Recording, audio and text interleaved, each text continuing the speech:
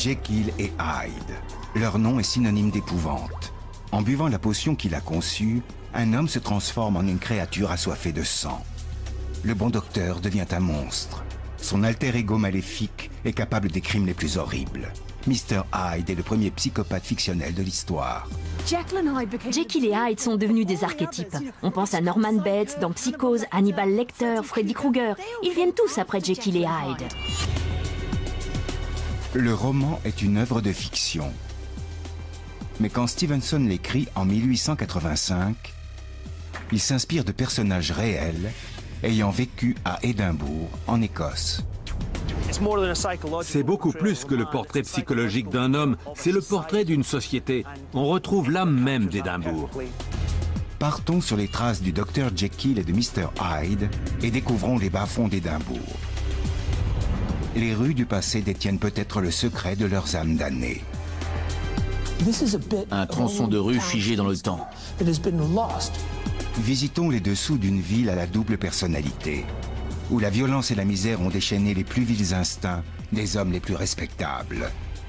Tout un réseau de passages souterrains aurait favorisé un commerce odieux de cadavres humains. C'est dans cet univers tourmenté que se découpent les silhouettes tristement célèbres de Jekyll et Hyde.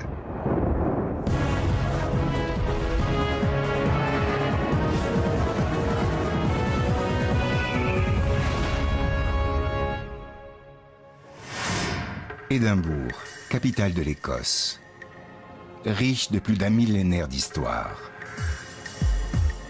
Située sur la côte est de la Grande-Bretagne, elle est à seulement 65 km de la frontière septentrionale anglaise. Robert Louis Stevenson naît le 13 novembre 1850. Il accède à la gloire littéraire en 1885 avec la publication de L'étrange cas du Dr Jekyll et de Mr Hyde.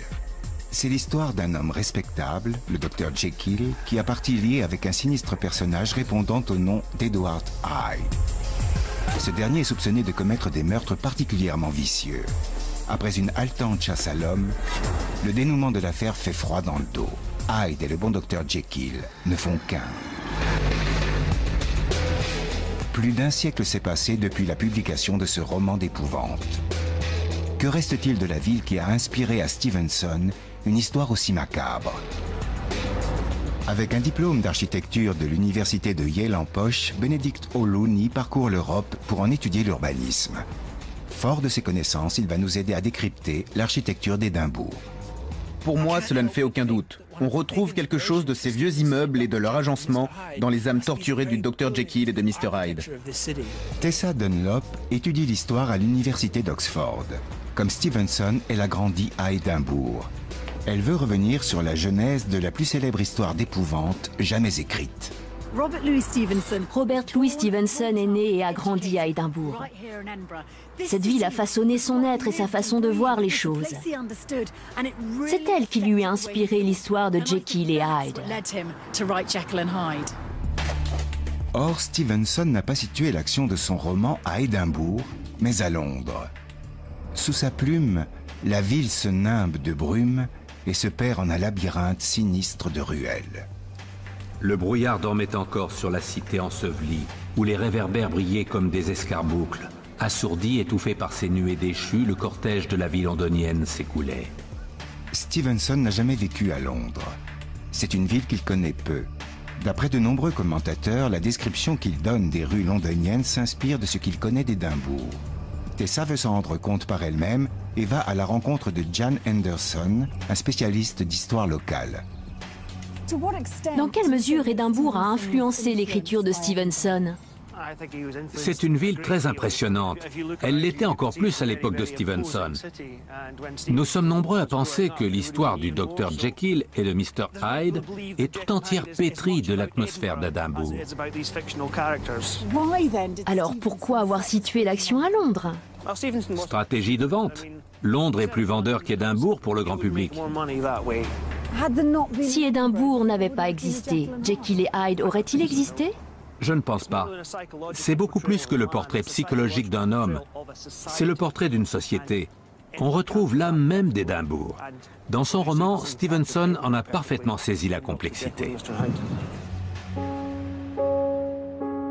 Dans quelle partie de la ville a-t-il puisé son inspiration?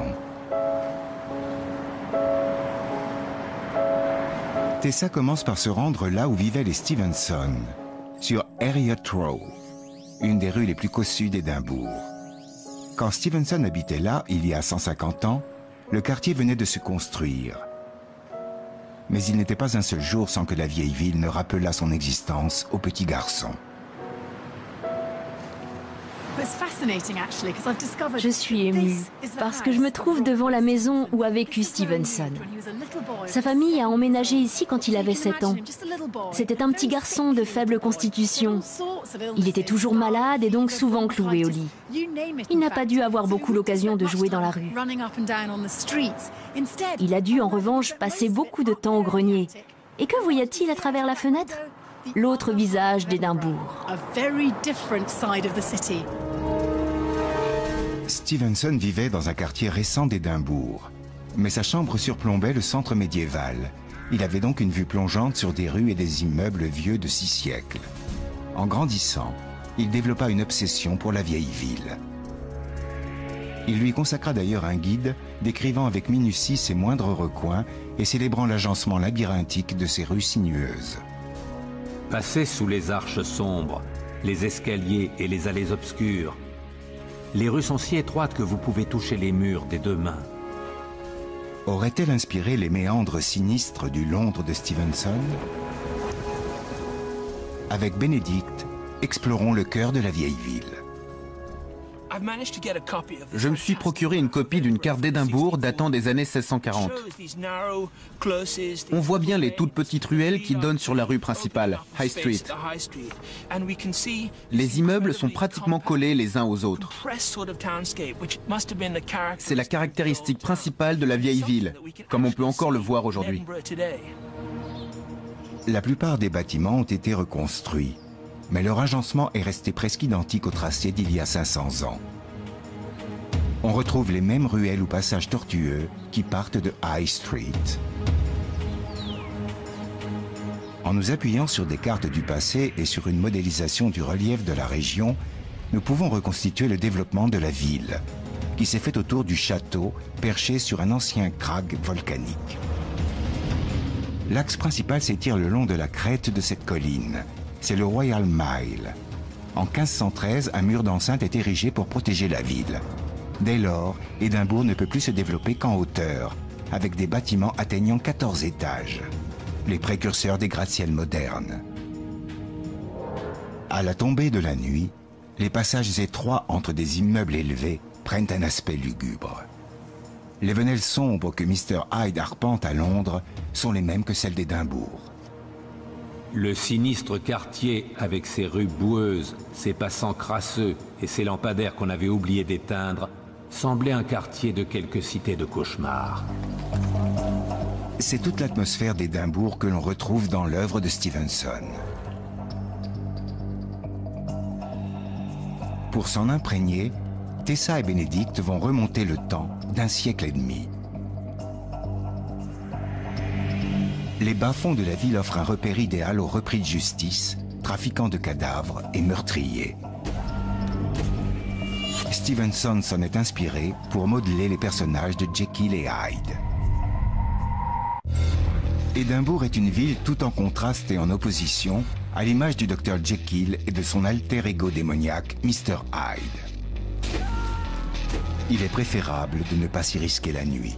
Ici régnait une obscurité qui évoquait les ténèbres de la nuit. Plus loin, c'était une lueur brune, riche et sanglante. Le brouillard se déchirait et un rayon hagard de lumière diurne hasardait un regard entre les gerbes tourbillonnantes de la brume. Que reste-t-il des ruelles sinistres qui ont inspiré à Stevenson ses visions de cauchemar? Tessa et Bénédicte découvrent avec stupeur que les choses n'ont pas tant changé. La nature de la roche même sur laquelle la ville s'est érigée en a gardé la mémoire. Pour le comprendre, grimpons au sommet du Crag Salisbury, un des pitons rocheux qui surplombe la ville. Charles McKean est un historien spécialisé en architecture. Quelle vue époustouflante! Il est rare d'avoir un point de vue aussi élevé sur une ville. Ces collines sont d'origine volcanique, n'est-ce pas? Oui, la ville s'est bâtie sur un paysage volcanique. Le château est sur un ancien volcan. Lors d'une éruption, il s'est formé une sorte de traînée. Sa pente a déterminé le tracé de High Street. L'éminence sur laquelle nous nous tenons est aussi un volcan. La géologie aurait donc dicté le plan d'urbanisation de la ville. Il y a 350 millions d'années, la région était couverte de volcans. L'érosion a œuvré durant toute l'ère glaciaire pour ne laisser qu'un piton de lave solidifié de 60 mètres sur et autour duquel Édimbourg s'est développé. Il s'agit donc de lave solidifiée voilà des millions d'années. Oui, c'est ce que nous avons sous les yeux. Le volcan en éruption a craché des torrents de lave qui, en se solidifiant, ont donné ce relief si particulier. La roche volcanique forme un soubassement idéal pour fonder une ville. Les habitants s'en sont également servis comme matériaux de construction durant plus de 3000 ans. La roche offre des fondations solides. Ce qui se construit à Édimbourg est fait pour durer.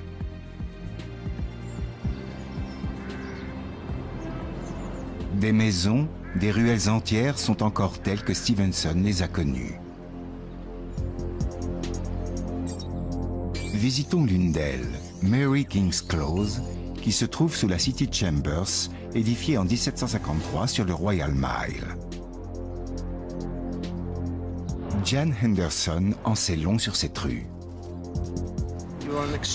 Le Royal Mile descend en pente abrupte sur Cockburn Street. Mary King's Close se trouvait sur cette colline. La City Chambers a été construite par-dessus. C'est donc devenu un passage souterrain? Exactement. Sous leurs pieds et sous les murs du Royal Exchange se trouvent des habitations vieilles de plus de 500 ans. Le plus surprenant, c'est qu'il est encore possible de les visiter.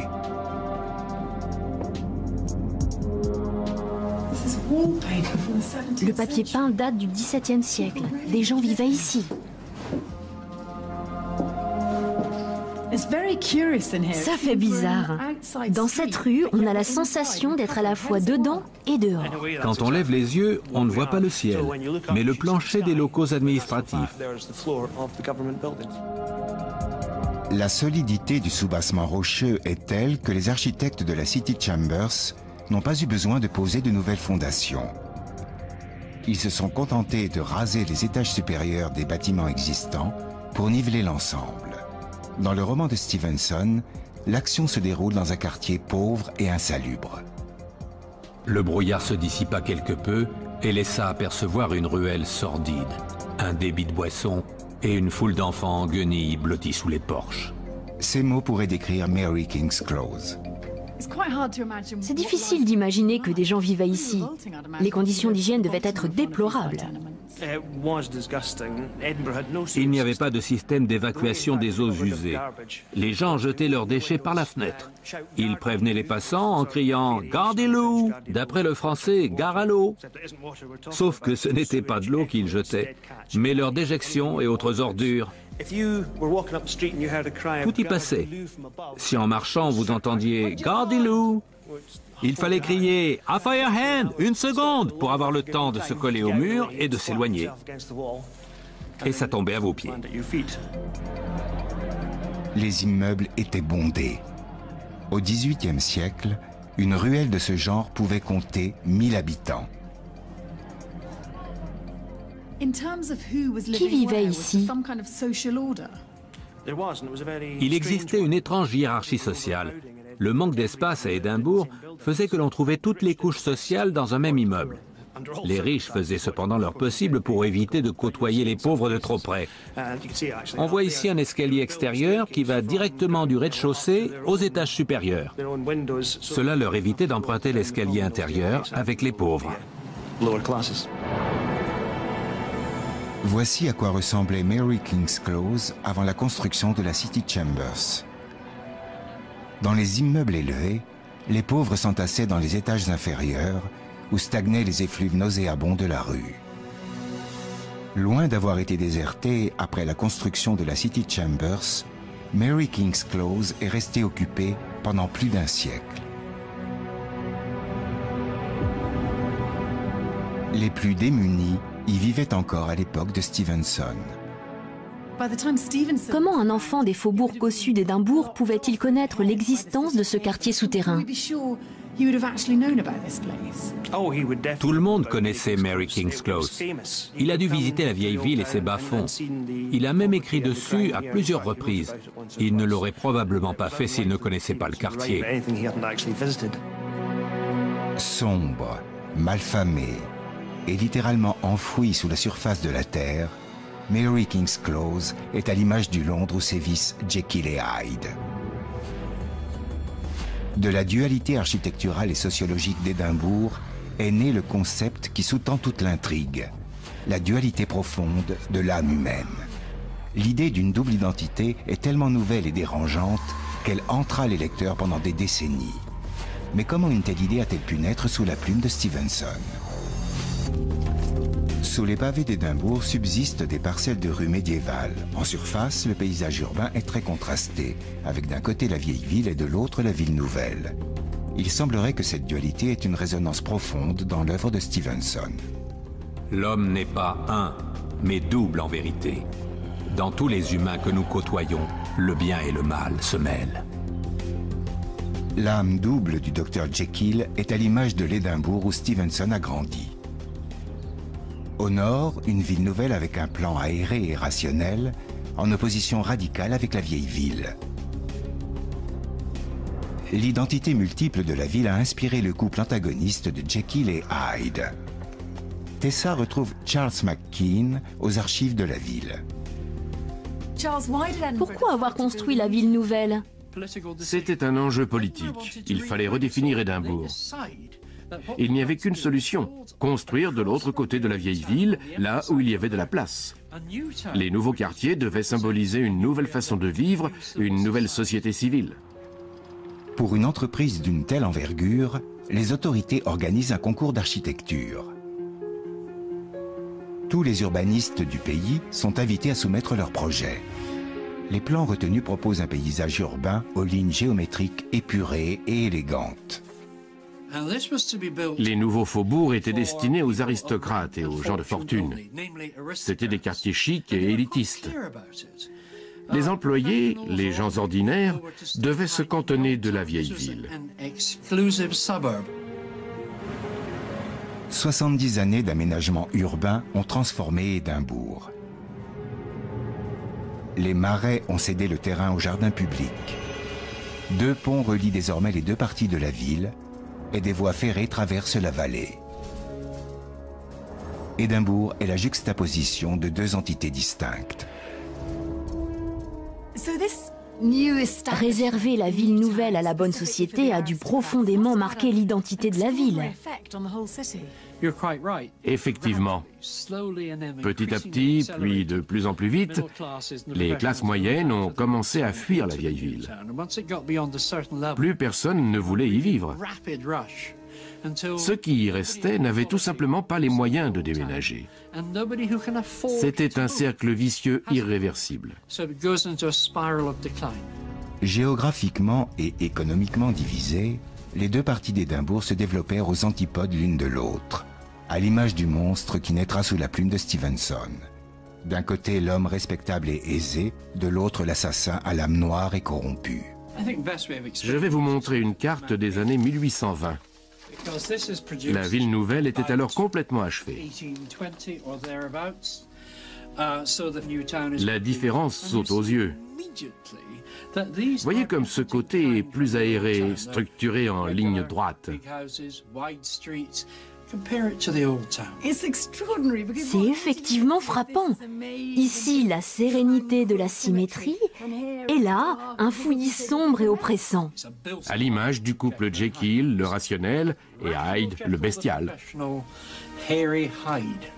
Selon vous, le roman de Stevenson fait écho à la dualité d'Édimbourg? Oui, Stevenson a réussi le tour de force de traduire l'atmosphère unique de la ville en une fiction.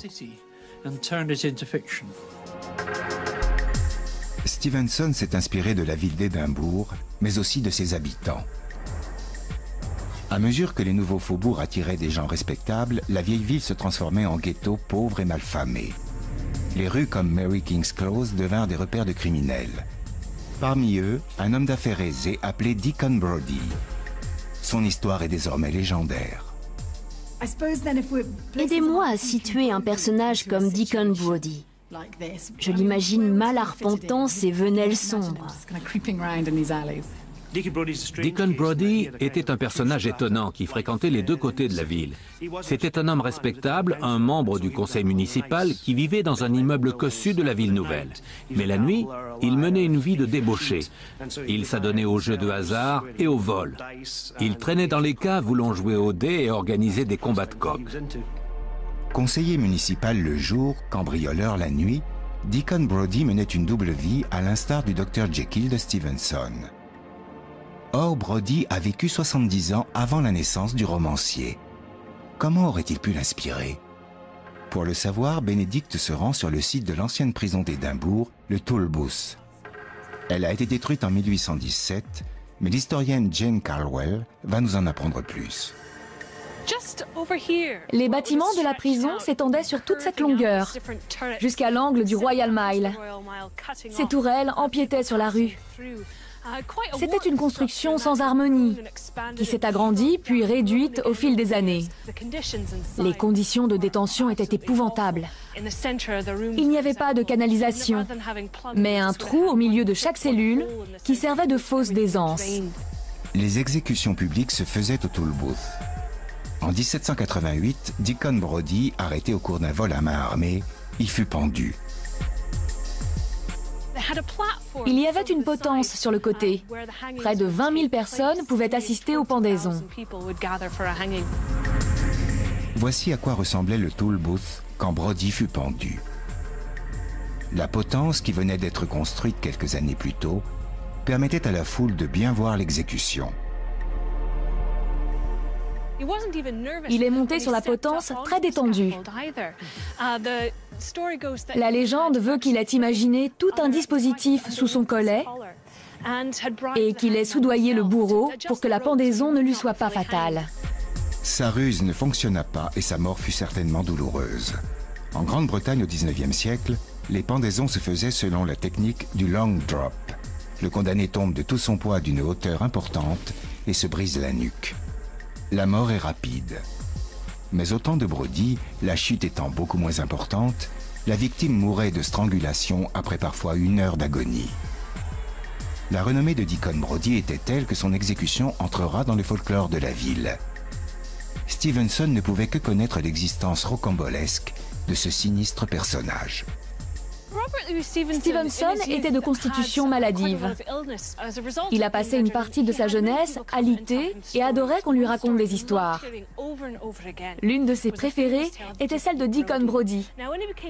Une fois adulte, il a voulu écrire cette histoire, mais ne jugeait pas approprié de désigner les 2 facettes de ce personnage avec un seul nom. Il les a baptisés Jekyll et Hyde. Il est donc fort possible que Deacon Brodie ait inspiré à Stevenson l'idée d'un homme menant une double vie. Mais d'où lui vient celle d'une science dévoyée? Encore une fois, de la ville d'Édimbourg elle-même, où science et crime se trouvent intimement liés. Dans le roman, les crimes odieux perpétrés par Hyde ne sont jamais détaillés. Ces actes sont qualifiés de diaboliques, vils ou indicibles. Stevenson se serait-il inspiré de faits réels? Pour le savoir, il faut remonter dans le temps et fouiller dans la mémoire cachée de la ville. Ici était développé, selon une sinistre rumeur, un commerce de cadavres. Toutes les transactions se seraient faites sous l'un des ponts reliant les 2 parties de la ville. En 1785, les pères de la ville font construire 2 ponts entre la vieille ville médiévale et les nouveaux faubourgs cossus. Un au nord et l'autre au sud. Pour la première fois, les habitants d'Édimbourg vont pouvoir entrer dans la ville nouvelle sans avoir à mettre les pieds dans les ruelles insalubres des bas-fonds de la ville.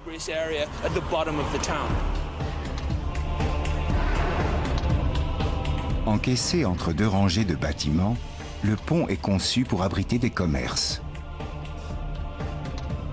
Les façades cachent 19 arches.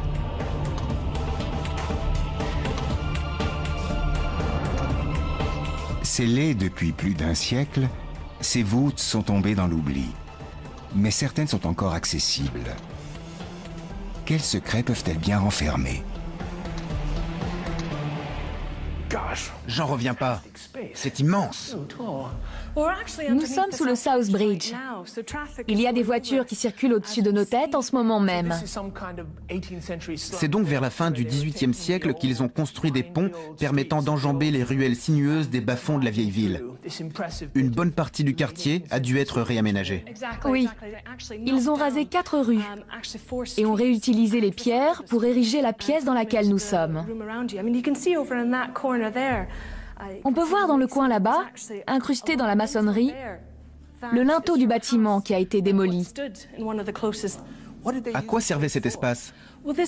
Il servait d'atelier et d'entrepôt aux boutiques qui se trouvaient le long du pont. Il n'était pas question de laisser un espace vacant. Si on regarde derrière, on voit des cloisonnements. L'endroit servait à la fois de rangement et d'espace de travail. Certains avaient même aménagé des entrepôts de bière et des caves à vin. Tandis que les classes sociales aisées empruntaient commodément le tout nouveau pont, les plus démunis travaillaient dans des conditions épouvantables à ses pieds. Il y a plus de 120 pièces comme celle-ci, faisant entre 1 et 18 mètres de long. Vous entendez les infiltrations d'eau? C'était déjà ainsi à l'époque. Avec le temps, des stalactites se sont formées. Les gens faisaient du feu pour se chauffer. Mais comme il n'y avait pas de cheminée, la fumée stagnait dans la pièce. C'est une pièce aveugle. Il n'y a aucune fenêtre. Pour y voir clair, ils allumaient des lampes à huile rudimentaires. Ils utilisaient de l'huile de poisson, la moins chère. Elle dégageait une forte odeur en brûlant. Et comme il n'y avait pas de canalisation, ils se soulageaient dans un seau, qu'ils laissaient dans un coin. Les conditions de vie étaient déplorables. Petit à petit, ces caves changèrent d'utilité. Dans une ville bondée, chaque centimètre carré est précieux. Les plus pauvres ou les marginaux se sont appropriés ces espaces laissés à l'abandon. Certains ont même dû vivre ici. Il y avait une pénurie de logements. Entre 1800 et 1840, la population d'Édimbourg a doublé sous l'affluence des migrants pauvres. Tout ce quartier était réputé pour son extrême pauvreté. C'était un véritable taudis. Les gens se sont entassés dans ces grands espaces inutilisés. Ce n'était pas l'idéal, mais c'était mieux que de dormir dans la rue. On comprend très bien comment ils en sont venus à habiter ces caves. Ce devait être de vrais coupe-gorge. On y trouvait toute la pègre. Les tavernes et autres maisons closes se sont multipliées par dizaines à cette époque. Certaines caves devaient en abriter aussi. Cette partie d'Édimbourg devint une zone de non-droit. Était-ce ici que se faisait le commerce des cadavres dont parle la rumeur? Les murs sont pleins tout du long. Mais voyez ce que nous avons là. On dirait un tunnel obstrué à la va-vite. Exactement. Qu'est-ce que c'est? Probablement un passage qui donnait sur Infirmary Street. Le tunnel donne au sud, en direction d'Infirmary Street, où se dresse l'école de médecine. Le passage étant obstrué, Jane et Benedict vont en suivre le tracé à la surface avant de redescendre de l'autre côté dans le sous-sol d'un bar. C'est la première fois que je viens ici. Je ne m'attendais pas à tomber sur une pièce aussi vaste. Je pensais trouver une cave semblable à la précédente. On se croirait dans une des ruelles du vieil Édimbourg. Il y a un canal d'écoulement au milieu de la chaussée et des trottoirs de chaque côté. C'est un tronçon de rue abandonnée, puis oublié. Nous sommes probablement dans Infirmary Street, telle qu'elle existait avant la construction du South Bridge. J'ai compté 29 marches en descendant ici, ce qui fait un peu moins de 7 mètres sous le niveau de la rue. C'est sensiblement à la même profondeur que le tunnel obstrué que nous avons rencontré. Serait-ce le même tunnel? Selon toute vraisemblance, oui. Serait-ce une galerie secrète reliant les bas-fonds de la vieille ville et les sous-sols de l'école de médecine? Le passage était encore praticable au début du 19e siècle, quand Édimbourg était le centre de recherche médicale de l'Europe. Seuls les meilleurs étudiants y étaient admis. Pourquoi deux univers aussi diamétralement opposés étaient reliés entre eux? Matthew Kaufman est professeur d'anatomie à l'actuelle faculté de médecine. L'anatomie était au fondement de toutes les disciplines médicales. Un étudiant désirant embrasser la carrière de chirurgien devait connaître son anatomie sur le bout des doigts. Malheureusement, il y avait beaucoup d'étudiants et pas suffisamment de corps à disséquer. Plus l'école de médecine attirait de monde, et plus la pénurie de cadavres se faisait ressentir. D'où le développement d'un trafic de cadavres. Le commerce de cadavres à Édimbourg n'est donc pas une légende urbaine. Au XIXe siècle, des hommes déterraient des cadavres fraîchement enterrés pour les revendre à l'école de médecine. Stevenson avait-il eu connaissance de ces pratiques? Que sait-on au juste de ces trafiquants? Tessa se rend dans l'un des nombreux anciens cimetières de la ville. Les trafiquants de cadavres humains opéraient-ils dans ce cimetière? Greyfriars était un de leurs cimetières de prédilection, car il est au cœur même de la vieille ville, où se concentraient toutes les activités criminelles. L'école de médecine n'était pas très loin, ce qui facilitait les transactions. Les hommes de la résurrection, comme on les appelait, opéraient de nuit. Ils gravissaient le mur d'enceinte et déterraient les morts fraîchement enterrés. Ils ouvraient le cercueil et attrapaient le corps par le nombril, avec un croc. Ce devait être horrible pour la famille des défunts. D'autant que les gens étaient très superstitieux. Les profanateurs de tombes et voleurs de cadavres étaient considérés pires que des meurtriers. Le commerce des cadavres avait pris une telle ampleur que les cimetières durent être protégés par de hauts murs d'enceinte et des tours de garde. Quand ils en avaient les moyens, les gens mettaient leurs morts sous verrou, grâce à ce type de dispositif. Après quelques jours sous terre, protégé dans cette cage, le cadavre ne se prêtait plus à la dissection. Il était inutilisable et donc invendable. Il pouvait alors être enseveli de façon appropriée. Le trafic de cadavres est une activité hautement lucrative. Un cadavre se vendait entre 1 livre et 1 livre 50 s'il s'agissait d'un enfant. En temps normal, cela pouvait monter à 4 ou 5 livres et en temps de pénurie jusqu'à 15, 20, voire 30 livres. Cela représentait beaucoup d'argent à l'époque. Le prix d'un cadavre frais était l'équivalent de 365 € actuels. En général, les trafiquants de cadavres étaient issus des quartiers les plus pauvres de la ville. C'était le genre de personnes à utiliser les voûtes sous le South Bridge, non seulement comme refuge, mais aussi comme réseau souterrain pour leur commerce illicite. Au pied du pont, le bar Bannerman's a traversé les siècles. Stevenson lui-même le fréquentait. Il a, sans aucun doute, entendu parler des trafiquants de cadavres. Il en a même peut-être croisé en venant prendre un verre ici.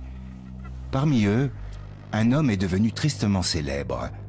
Peut-être lui a-t-il d'ailleurs inspiré le personnage monstrueux du Dr Jekyll.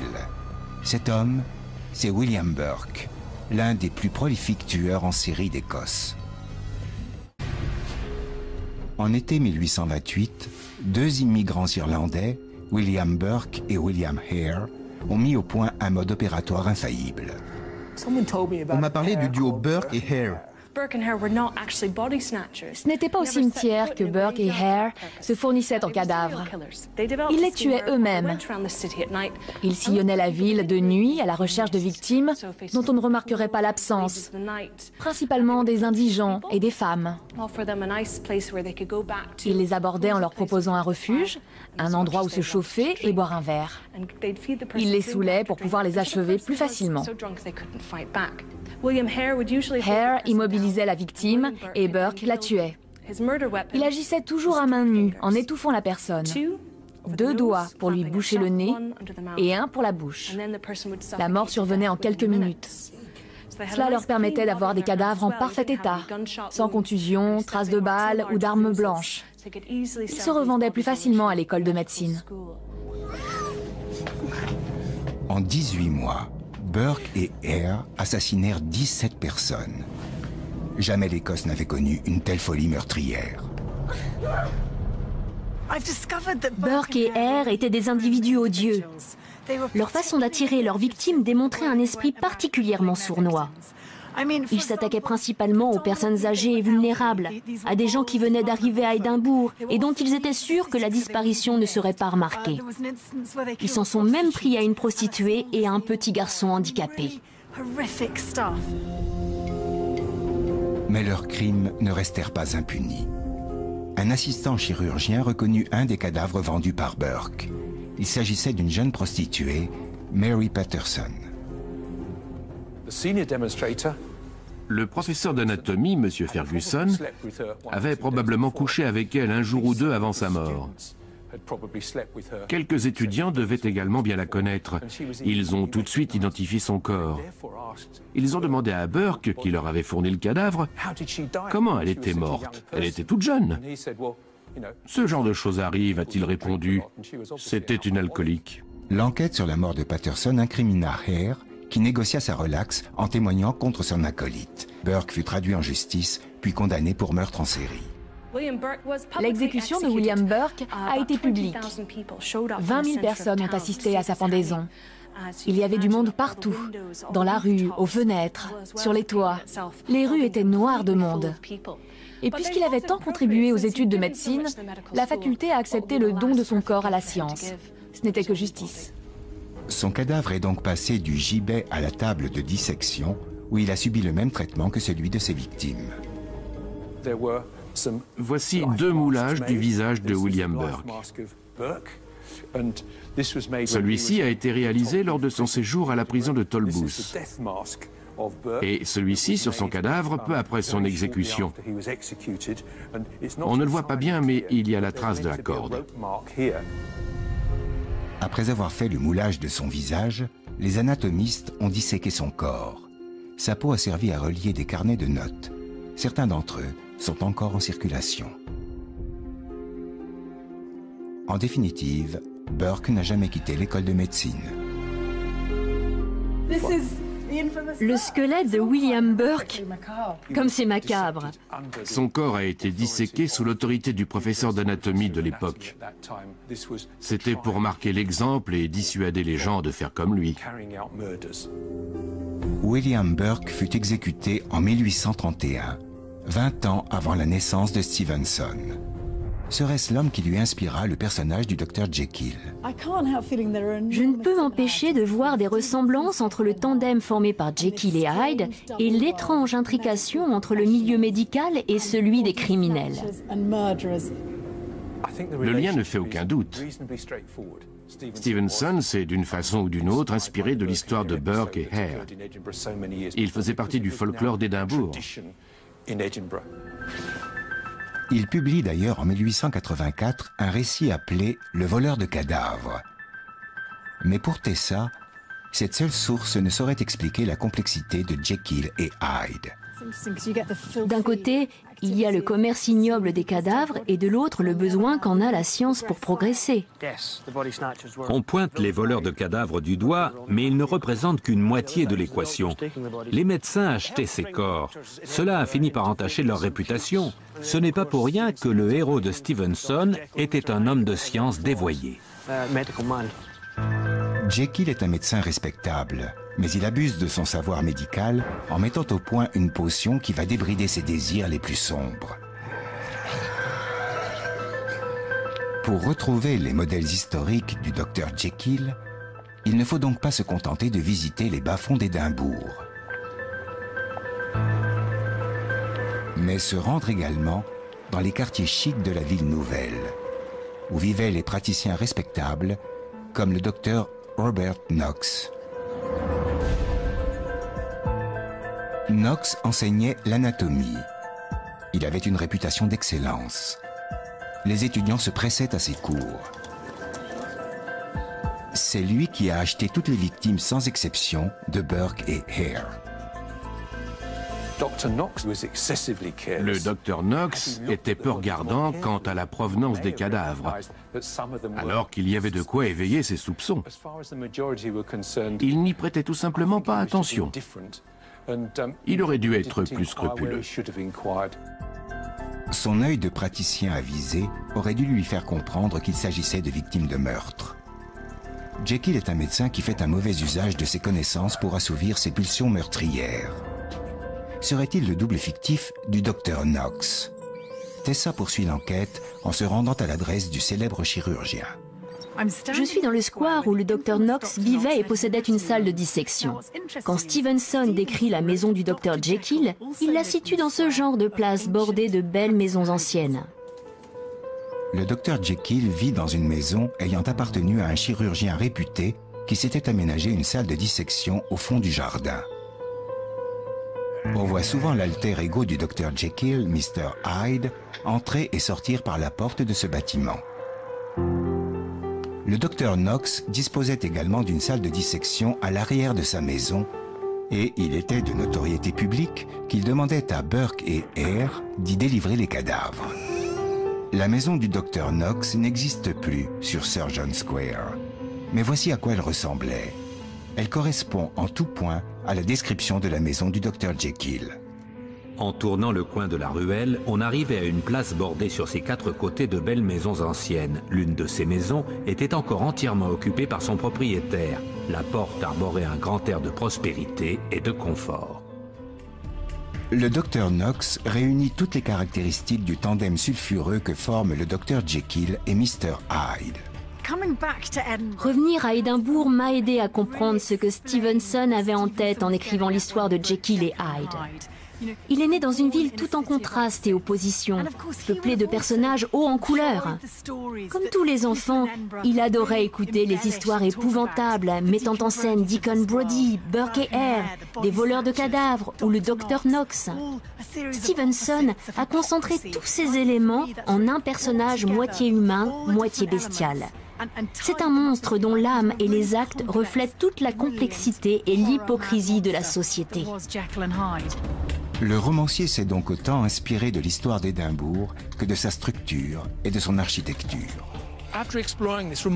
Après avoir parcouru la vieille ville et la nouvelle ville, puis avoir exploré les caves du XVIIIe siècle sous Southbridge, je suis convaincu que la dualité entre le caractère organique de la cité médiévale et l'urbanisme strictement rationnel de la ville nouvelle est au cœur de l'histoire du Dr Jekyll et de Mr Hyde. Stevenson ne s'est pas inspiré d'une seule personne ou d'un seul lieu pour créer les personnages de Jekyll et Hyde. Ces derniers sont nés de l'intrication entre la vision lugubre d'une ville de cauchemar aux deux visages radicalement opposés et la noirceur de l'âme de ses habitants. Partir sur les traces d'Édimbourg tel que Stevenson l'a connu nous a permis de voir que le monde de Jekyll et Hyde existait toujours sous les façades et les pavés de la modernité.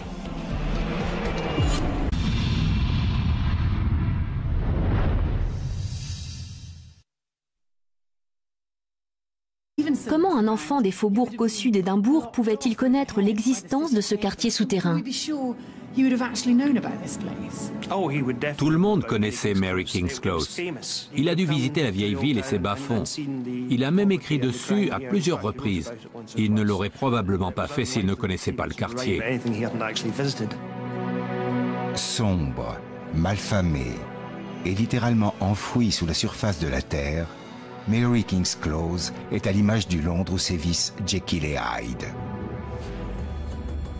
De la dualité architecturale et sociologique d'Édimbourg est né le concept qui sous-tend toute l'intrigue, la dualité profonde de l'âme humaine. L'idée d'une double identité est tellement nouvelle et dérangeante qu'elle hantera les lecteurs pendant des décennies. Mais comment une telle idée a-t-elle pu naître sous la plume de Stevenson? Sous les pavés d'Édimbourg subsistent des parcelles de rues médiévales. En surface, le paysage urbain est très contrasté, avec d'un côté la vieille ville et de l'autre la ville nouvelle. Il semblerait que cette dualité ait une résonance profonde dans l'œuvre de Stevenson. L'homme n'est pas un, mais double en vérité. Dans tous les humains que nous côtoyons, le bien et le mal se mêlent. L'âme double du Dr Jekyll est à l'image de l'Édimbourg où Stevenson a grandi. Au nord, une ville nouvelle avec un plan aéré et rationnel, en opposition radicale avec la vieille ville. L'identité multiple de la ville a inspiré le couple antagoniste de Jekyll et Hyde. Tessa retrouve Charles McKean aux archives de la ville. Pourquoi avoir construit la ville nouvelle? C'était un enjeu politique. Il fallait redéfinir Édimbourg. Il n'y avait qu'une solution, construire de l'autre côté de la vieille ville, là où il y avait de la place. Les nouveaux quartiers devaient symboliser une nouvelle façon de vivre, une nouvelle société civile. Pour une entreprise d'une telle envergure, les autorités organisent un concours d'architecture. Tous les urbanistes du pays sont invités à soumettre leurs projets. Les plans retenus proposent un paysage urbain aux lignes géométriques épurées et élégantes. Les nouveaux faubourgs étaient destinés aux aristocrates et aux gens de fortune. C'étaient des quartiers chics et élitistes. Les employés, les gens ordinaires, devaient se cantonner de la vieille ville. 70 années d'aménagement urbain ont transformé Édimbourg. Les marais ont cédé le terrain au jardin public. 2 ponts relient désormais les 2 parties de la ville et des voies ferrées traversent la vallée. Édimbourg est la juxtaposition de 2 entités distinctes. Je me suis procuré une copie d'une carte d'Édimbourg datant des années 1640. On voit bien les toutes petites ruelles qui donnent sur la rue principale, High Street. Les immeubles sont pratiquement collés les uns aux autres. C'est la caractéristique principale de la vieille ville, comme on peut encore le voir aujourd'hui. La plupart des bâtiments ont été reconstruits, mais leur agencement est resté presque identique au tracé d'il y a 500 ans. On retrouve les mêmes ruelles ou passages tortueux qui partent de High Street. En nous appuyant sur des cartes du passé et sur une modélisation du relief de la région, nous pouvons reconstituer le développement de la ville, qui s'est fait autour du château perché sur un ancien krag volcanique. L'axe principal s'étire le long de la crête de cette colline. C'est le Royal Mile. En 1513, un mur d'enceinte est érigé pour protéger la ville. Dès lors, Édimbourg ne peut plus se développer qu'en hauteur, avec des bâtiments atteignant 14 étages. Les précurseurs des gratte-ciels modernes. À la tombée de la nuit, les passages étroits entre des immeubles élevés prennent un aspect lugubre. Les venelles sombres que Mr. Hyde arpente à Londres sont les mêmes que celles d'Édimbourg. Le sinistre quartier, avec ses rues boueuses, ses passants crasseux et ses lampadaires qu'on avait oublié d'éteindre, semblait un quartier de quelque cité de cauchemar. C'est toute l'atmosphère d'Édimbourg que l'on retrouve dans l'œuvre de Stevenson. Pour s'en imprégner, Tessa et Bénédicte vont remonter le temps d'1 siècle et demi. Les bas-fonds de la ville offrent un repère idéal aux repris de justice, trafiquants de cadavres et meurtriers. Stevenson s'en est inspiré pour modeler les personnages de Jekyll et Hyde. Édimbourg est une ville tout en contraste et en opposition, à l'image du Dr Jekyll et de son alter ego démoniaque, Mr Hyde. Il est préférable de ne pas s'y risquer la nuit. Ici régnait une obscurité qui évoquait les ténèbres de la nuit. Plus loin, c'était une lueur brune, riche et sanglante. Le brouillard se déchirait et un rayon hagard de lumière diurne hasardait un regard entre les gerbes tourbillonnantes de la brume. Que reste-t-il des ruelles sinistres qui ont inspiré à Stevenson ses visions de cauchemar? Tessa et Bénédicte découvrent avec stupeur que les choses n'ont pas tant changé. La nature de la roche même sur laquelle la ville s'est érigée en a gardé la mémoire. Pour le comprendre, grimpons au sommet du Crag Salisbury, un des pitons rocheux qui surplombe la ville. Charles McKean est De quoi éveiller ses soupçons. Il n'y prêtait tout simplement pas attention. Il aurait dû être plus scrupuleux. Son œil de praticien avisé aurait dû lui faire comprendre qu'il s'agissait de victimes de meurtre. Jekyll est un médecin qui fait un mauvais usage de ses connaissances pour assouvir ses pulsions meurtrières. Serait-il le double fictif du docteur Knox? Tessa poursuit l'enquête en se rendant à l'adresse du célèbre chirurgien. Je suis dans le square où le docteur Knox vivait et possédait une salle de dissection. Quand Stevenson décrit la maison du docteur Jekyll, il la situe dans ce genre de place bordée de belles maisons anciennes. Le docteur Jekyll vit dans une maison ayant appartenu à un chirurgien réputé qui s'était aménagé une salle de dissection au fond du jardin. On voit souvent l'alter ego du docteur Jekyll, Mr Hyde, entrer et sortir par la porte de ce bâtiment. Le docteur Knox disposait également d'une salle de dissection à l'arrière de sa maison et il était de notoriété publique qu'il demandait à Burke et Hare d'y délivrer les cadavres. La maison du docteur Knox n'existe plus sur Surgeon Square, mais voici à quoi elle ressemblait. Elle correspond en tout point à la description de la maison du docteur Jekyll. En tournant le coin de la ruelle, on arrivait à une place bordée sur ses quatre côtés de belles maisons anciennes. L'une de ces maisons était encore entièrement occupée par son propriétaire. La porte arborait un grand air de prospérité et de confort. Le docteur Knox réunit toutes les caractéristiques du tandem sulfureux que forment le docteur Jekyll et Mr Hyde. Revenir à Édimbourg m'a aidé à comprendre ce que Stevenson avait en tête en écrivant l'histoire de Jekyll et Hyde. Il est né dans une ville tout en contraste et opposition, peuplée de personnages hauts en couleur. Comme tous les enfants, il adorait écouter les histoires épouvantables mettant en scène Deacon Brodie, Burke et Hare, des voleurs de cadavres ou le docteur Knox. Stevenson a concentré tous ces éléments en un personnage moitié humain, moitié bestial. C'est un monstre dont l'âme et les actes reflètent toute la complexité et l'hypocrisie de la société. Le romancier s'est donc autant inspiré de l'histoire d'Édimbourg que de sa structure et de son architecture. Après avoir parcouru la vieille ville et la nouvelle ville, puis avoir exploré les caves du XVIIIe siècle sous Sousbridge, je suis convaincu que la dualité entre le caractère organique de la cité médiévale et l'urbanisme strictement rationnel de la ville nouvelle est au cœur de l'histoire du Dr Jekyll et de Mr Hyde. Stevenson ne s'est pas inspiré d'une seule personne ou d'un seul lieu pour créer les personnages de Jekyll et Hyde. Ces derniers sont nés de l'intrication entre la vision lugubre d'une ville de cauchemar aux deux les porches. Ces mots pourraient décrire Mary King's Close. C'est difficile d'imaginer que des gens vivaient ici. Les conditions d'hygiène devaient être déplorables. Il n'y avait pas de système d'évacuation des eaux usées. Les gens jetaient leurs déchets par la fenêtre. Ils prévenaient les passants en criant « Gardez-l'eau !» d'après le français « Gare à l'eau !»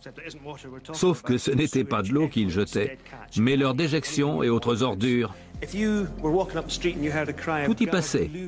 Si en marchant vous entendiez « Gardez-l'eau !» il fallait crier « A fire hand ! Une seconde !» pour avoir le temps de se coller au mur et de s'éloigner. Et ça tombait à vos pieds. Les immeubles étaient bondés. Au XVIIIe siècle, une ruelle de ce genre pouvait compter 1000 habitants. Qui vivait ici? Il existait une étrange hiérarchie sociale. Le manque d'espace à Édimbourg faisait que l'on trouvait toutes les couches sociales dans un même immeuble. Les riches faisaient cependant leur possible pour éviter de côtoyer les pauvres de trop près. On voit ici un escalier extérieur qui va directement du rez-de-chaussée aux étages supérieurs. Cela leur évitait d'emprunter l'escalier intérieur avec les pauvres. Voici à quoi ressemblait Mary King's Close avant la construction de la City Chambers. Dans les immeubles élevés, les pauvres s'entassaient dans les étages inférieurs où stagnaient les effluves nauséabonds de la rue. Loin d'avoir été désertée après la construction de la City Chambers, Mary King's Close est restée occupée pendant plus d'un siècle. Les plus démunis y vivaient encore à l'époque de Stevenson. Comment un enfant des faubourgs cossus d'Édimbourg pouvait-il connaître l'existence de ce quartier souterrain? Tout le monde connaissait Mary King's Close. Il a dû visiter la vieille ville et ses bas-fonds. Il a même écrit dessus à plusieurs reprises. Il ne l'aurait probablement pas fait s'il ne connaissait pas le quartier. Sombre, malfamé et littéralement enfoui sous la surface de la terre, Mary King's Close est à l'image du Londres où sévissent Jekyll et Hyde. De la dualité architecturale et sociologique d'Édimbourg est né le concept qui sous-tend toute l'intrigue, la dualité profonde de l'âme humaine. L'idée d'une double identité est tellement nouvelle et dérangeante qu'elle entra les lecteurs pendant des décennies. Mais comment une telle idée a-t-elle pu naître sous la plume de Stevenson? Sous les pavés d'Édimbourg subsistent des parcelles de rues médiévales. En surface, le paysage urbain est Une moitié de l'équation. Les médecins achetaient ces corps. Cela a fini par entacher leur réputation. Ce n'est pas pour rien que le héros de Stevenson était un homme de science dévoyé. Jekyll est un médecin respectable, mais il abuse de son savoir médical en mettant au point une potion qui va débrider ses désirs les plus sombres. Pour retrouver les modèles historiques du docteur Jekyll, il ne faut donc pas se contenter de visiter les bas-fonds d'Édimbourg, mais se rendre également dans les quartiers chics de la ville nouvelle, où vivaient les praticiens respectables comme le docteur Robert Knox. Knox enseignait l'anatomie. Il avait une réputation d'excellence. Les étudiants se pressaient à ses cours.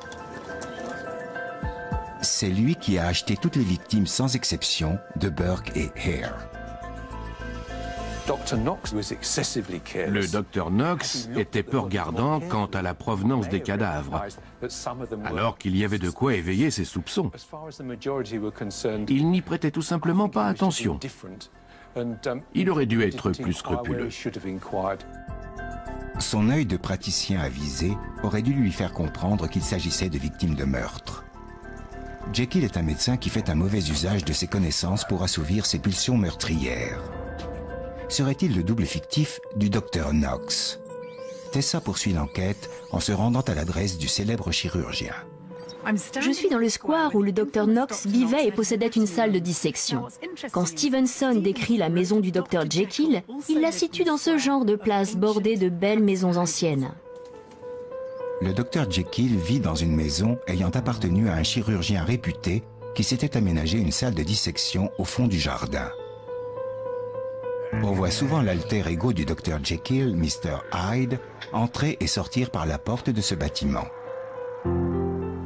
Le docteur Knox disposait également d'une salle de dissection à l'arrière de sa maison et il était de notoriété publique qu'il demandait à Burke et Hare d'y délivrer les cadavres. La maison du docteur Knox n'existe plus sur Surgeon Square, mais voici à quoi elle ressemblait. Elle correspond en tout point à la description de la maison du docteur Jekyll. En tournant le coin de la ruelle, on arrivait à une place bordée sur ses quatre côtés de belles maisons anciennes. L'une de ces maisons était encore entièrement occupée par son propriétaire. La porte arborait un grand air de prospérité et de confort. Le docteur Knox réunit toutes les caractéristiques du tandem sulfureux que forment le docteur Jekyll et Mr. Hyde. Revenir à Édimbourg m'a aidé à comprendre ce que Stevenson... Distinct. Réserver la ville nouvelle à la bonne société a dû profondément marquer l'identité de la ville. Effectivement. Petit à petit, puis de plus en plus vite, les classes moyennes ont commencé à fuir la vieille ville. Plus personne ne voulait y vivre. Ceux qui y restaient n'avaient tout simplement pas les moyens de déménager. C'était un cercle vicieux irréversible. Géographiquement et économiquement divisées, les deux parties d'Édimbourg se développèrent aux antipodes l'une de l'autre, à l'image du monstre qui naîtra sous la plume de Stevenson. D'un côté, l'homme respectable et aisé, de l'autre, l'assassin à l'âme noire et corrompue. Je vais vous montrer une carte des années 1820. La ville nouvelle était alors complètement achevée. La différence saute aux yeux. Voyez comme ce côté est plus aéré, structuré en ligne droite. C'est effectivement frappant. Ici, la sérénité de la symétrie, et là, un fouillis sombre et oppressant. À l'image du couple Jekyll, le rationnel, et Hyde, le bestial. Selon vous, le roman de Stevenson fait écho à la dualité d'Édimbourg? Oui, Stevenson a réussi le tour de force de traduire l'atmosphère unique de la ville en une fiction. Stevenson s'est inspiré de la ville d'Édimbourg, mais aussi de ses habitants. À mesure que les nouveaux faubourgs attiraient des gens respectables, la vieille ville se transformait en ghetto pauvre et malfamé. Les rues comme Mary King's Close devinrent des repères de criminels. Parmi eux, un homme d'affaires aisé appelé Deacon Brodie. Son histoire est désormais légendaire. Aidez-moi à situer un personnage comme Deacon Brodie. Je l'imagine mal arpentant ces venelles sombres. Deacon Brodie était un personnage étonnant qui fréquentait les deux côtés de la ville. C'était un homme respectable, un membre du conseil municipal qui vivait dans un immeuble cossu de la ville nouvelle. Mais la nuit, il menait une vie de débauché. Il s'adonnait aux jeux de hasard et au vol. Il traînait dans les caves voulant jouer au dés et organiser des combats de coqs. Conseiller municipal le jour, cambrioleur la nuit, Deacon Brodie menait une double vie à l'instar du Dr Jekyll de Stevenson. Or, Brodie a vécu 70 ans avant la naissance du romancier. Comment aurait-il pu l'inspirer? Pour le savoir, Bénédicte se rend sur le site de l'ancienne prison d'Édimbourg, le Toolbooth. Elle a été détruite. Knox enseignait l'anatomie. Il avait une réputation d'excellence. Les étudiants se pressaient à ses cours. C'est lui qui a acheté toutes les victimes sans exception de Burke et Hare. Le docteur Knox était peu regardant quant à la provenance des cadavres, alors qu'il y avait de quoi éveiller ses soupçons. Il n'y prêtait tout simplement pas attention. Il aurait dû être plus scrupuleux. Son œil de praticien avisé aurait dû lui faire comprendre qu'il s'agissait de victimes de meurtre. Jekyll est un médecin qui fait un mauvais usage de ses connaissances pour assouvir ses pulsions meurtrières. Serait-il le double fictif du docteur Knox? Tessa poursuit l'enquête en se rendant à l'adresse du célèbre chirurgien. Je suis dans le square où le docteur Knox vivait et possédait une salle de dissection. Quand Stevenson décrit la maison du docteur Jekyll, il la situe dans ce genre de place bordée de belles maisons anciennes. Le docteur Jekyll vit dans une maison ayant appartenu à un chirurgien réputé qui s'était aménagé une salle de dissection au fond du jardin. On voit souvent l'alter ego du docteur Jekyll, Mr. Hyde, entrer et sortir par la porte de ce bâtiment. Le docteur Knox disposait également d'une salle de dissection à l'arrière de sa maison et il était de notoriété publique qu'il demandait à Burke et Hare d'y délivrer les cadavres. La maison du docteur Knox n'existe plus sur Surgeon Square, mais voici à quoi elle ressemblait. Elle correspond en tout point à la description de la maison du docteur Jekyll. En tournant le coin de la ruelle, on arrivait à une place bordée sur ses quatre côtés de belles maisons anciennes. L'une de ces maisons était encore entièrement occupée par son propriétaire. La porte arborait un grand air de prospérité et de confort. Le docteur Knox réunit toutes les caractéristiques du tandem sulfureux que forment le docteur Jekyll et Mr. Hyde. Revenir à Édimbourg m'a aidé à comprendre ce que Stevenson avait en tête en écrivant l'histoire de Jekyll et Hyde. Il est né dans une ville tout en contraste et opposition, peuplée de personnages hauts en couleur. Comme tous les enfants, il adorait écouter les histoires épouvantables mettant en scène Deacon Brodie, Burke et Hare, des voleurs de cadavres ou le docteur Knox. Stevenson a concentré tous ces éléments en un personnage moitié humain, moitié bestial. C'est un monstre dont l'âme et les actes reflètent toute la complexité et l'hypocrisie de la société. Le romancier s'est donc autant inspiré de l'histoire d'Édimbourg que de sa structure et de son architecture.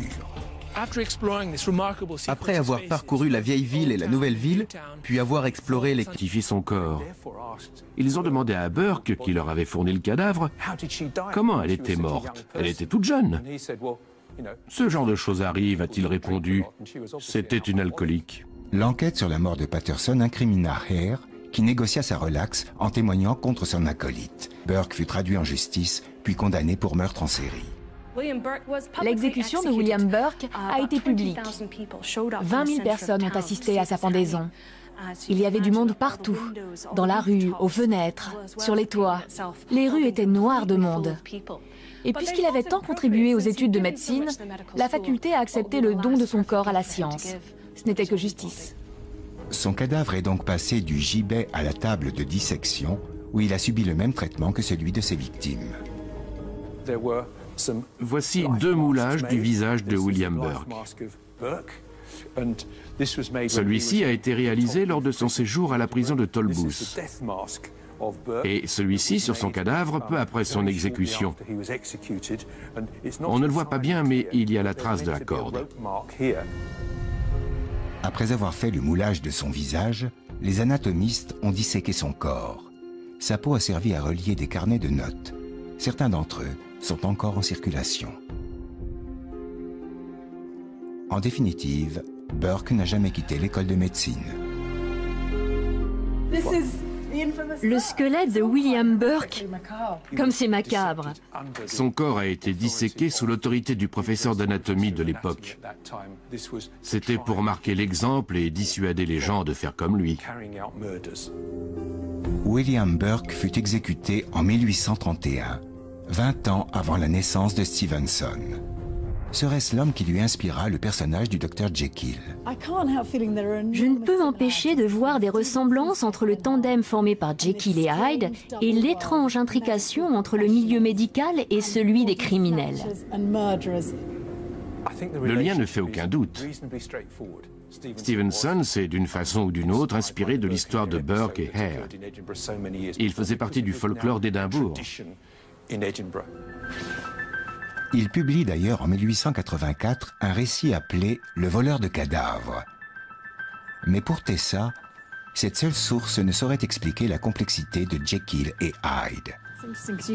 D'un côté, il y a le commerce ignoble des cadavres et de l'autre, le besoin qu'en a la science pour progresser.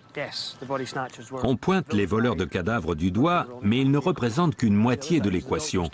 Les médecins achetaient ces corps. Cela a fini par entacher leur réputation. Ce n'est pas pour rien que le héros de Stevenson était un homme de science dévoyé. Jekyll est un médecin respectable. Une vie de débauché. Il s'adonnait aux jeux de hasard et au vol. Il traînait dans les caves voulant jouer au dé et organiser des combats de coqs. Conseiller municipal le jour, cambrioleur la nuit, Deacon Brodie menait une double vie à l'instar du Dr Jekyll de Stevenson. Or, Brodie a vécu 70 ans avant la naissance du romancier. Comment aurait-il pu l'inspirer? Pour le savoir, Bénédicte se rend sur le site de l'ancienne prison d'Édimbourg, le Tolbooth. Elle a été détruite en 1817, mais l'historienne Jane Caldwell va nous en apprendre plus. Les bâtiments de la prison s'étendaient sur toute cette longueur, jusqu'à l'angle du Royal Mile. Ces tourelles empiétaient sur la rue. C'était une construction sans harmonie, qui s'est agrandie puis réduite au fil des années. Les conditions de détention étaient épouvantables. Il n'y avait pas de canalisation, mais un trou au milieu de chaque cellule qui servait de fosse d'aisance. Les exécutions publiques se faisaient au Toll Booth. En 1788, Deacon Brodie, arrêté au cours d'un vol à main armée, y fut pendu. Il y avait une potence sur le côté. Près de 20 000 personnes pouvaient assister aux pendaisons. Voici à quoi ressemblait le Toll Booth quand Brodie fut pendu. La potence qui venait d'être construite quelques années plus tôt permettait à la foule de bien voir l'exécution. Il est monté sur la potence très détendu. La légende veut qu'il ait imaginé tout un dispositif sous son collet et qu'il ait soudoyé le bourreau pour que la pendaison ne lui soit pas fatale. Sa ruse ne fonctionna pas et sa mort fut certainement douloureuse. En Grande-Bretagne au XIXe siècle, les pendaisons se faisaient selon la technique du long drop. Le condamné tombe de tout son poids d'une hauteur importante et se brise la nuque. La mort est rapide. Mais au temps de Brodie, la chute étant beaucoup moins importante, la victime mourait de strangulation après parfois 1 heure d'agonie. La renommée de Deacon Brodie était telle que son exécution entrera dans le folklore de la ville. Stevenson ne pouvait que connaître l'existence rocambolesque de ce sinistre personnage. Stevenson était de constitution maladive. Il a passé une partie de sa jeunesse alité et adorait qu'on lui raconte des histoires. L'une de ses préférées était celle de Deacon Brodie. Une fois adulte, il a voulu écrire cette histoire, mais ne jugeait pas approprié de désigner les 2 facettes de ce personnage avec un seul nom. Il les a baptisés Jekyll et Hyde. Il est donc fort possible que Deacon Brodie, uniquement divisé, les 2 parties d'Édimbourg se développèrent aux antipodes l'une de l'autre, à l'image du monstre qui naîtra sous la plume de Stevenson. D'un côté l'homme respectable et aisé, de l'autre l'assassin à l'âme noire et corrompue. Je vais vous montrer une carte des années 1820. La ville nouvelle était alors complètement achevée. La différence saute aux yeux. Voyez comme ce côté est plus aéré, structuré en ligne droite. C'est effectivement frappant.